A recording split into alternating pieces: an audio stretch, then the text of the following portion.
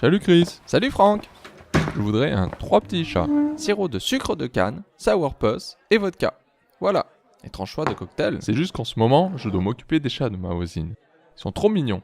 Et en plus, j'ai peut-être un coup à jouer. Ta voisine? Celle qui est pâtissière? Oui, exactement, c'est elle. En ce moment, elle est très occupée. Elle est partie au concours du meilleur ouvrier de France. Ah oui, elle doit sûrement avoir D'autres chats à fouetter.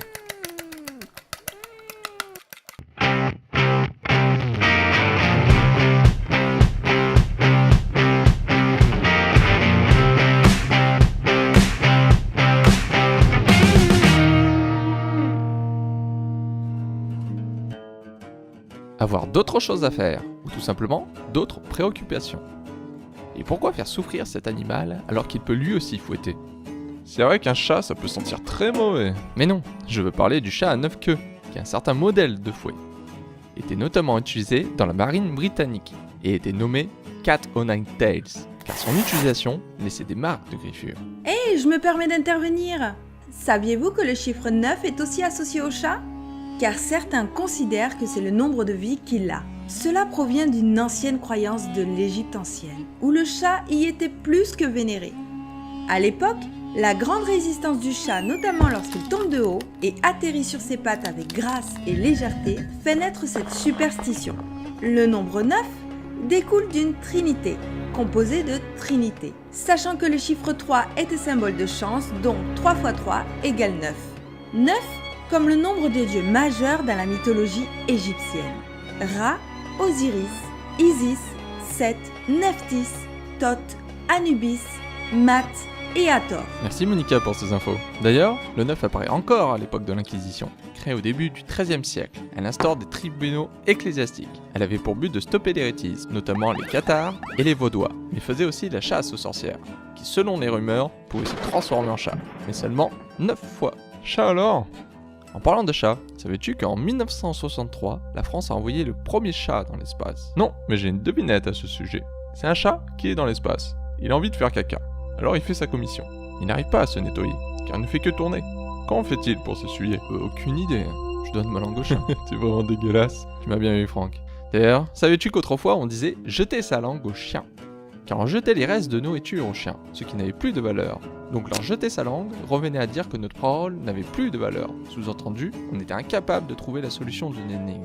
Puis, au 19e siècle, l'expression s'est transformée pour devenir donner sa langue au chat. En effet, à cette époque, le chat était considéré comme un gardien de secret. Sa parole serait donc de valeur considérable, et il pourrait s'agir, en donnant sa langue au chat, de lui prêter la parole pour qu'il nous donne la réponse à une devinette. Proche de notre expression, nous avons le terme fouetter le chat, qui selon des mœurs bretonnes correspond au regroupement le dimanche qui suit la noce, pour danser encore en l'honneur de l'époux. Dans d'autres régions, fouetter le chat signifie venir achever ensemble les restes du repas de fête. En français, depuis le XVIe siècle, on dit qu'il n'y a pas un chat, pour signifier qu'il n'y a personne. Par contre, l'association du chat et de fouetter date au moins du XVIIe siècle. On disait qu'une personne était éveillée comme un chat qu'on fouette. Et la version plus violente, avoir des yeux ouverts comme un chat qu'on castre. Aïe aïe. On employait aussi déjà l'expression bien connue, il n'y a pas de quoi fouetter un chat, pour parler d'une chose sans importance. Mais on ne sait pas vraiment pourquoi le chat est ainsi martyrisé.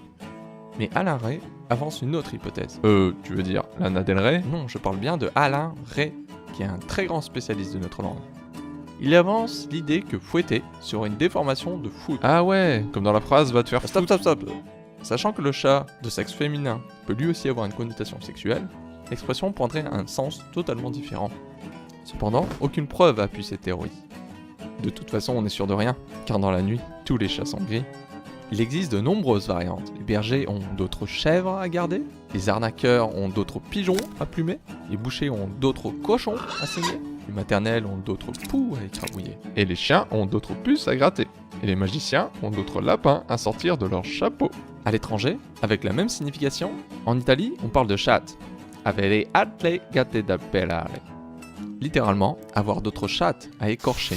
Les Anglais disent to have other fish to fry, ce qui signifie avoir d'autres poissons à frire. Avec la variante to have bigger fish to fry, avoir de plus gros poissons à frire. Ah, mais c'est Pierre-Lee, qu'est-ce que tu fais là? Ta maîtresse m'a dit que tu ne devais pas te sortir chez toi. Mais il s'en va, il est con ce chat. Reviens là. Pour cet épisode, on remercie Anksunamun, qui a fait une superbe parenthèse sur l'Égypte. Si le sujet vous intéresse, on vous recommande fortement cette vidéo. Elle parle aussi de mythologie, et elle mérite tellement plus de vues et de soutien. Nous, c'est Kif Kif Bourrico. Enfin, c'est le nom de notre chaîne. Pensez à partager notre contenu. Essayez de répondre à la question compliquée dans les commentaires. Et à bientôt pour une autre expression de comptoir.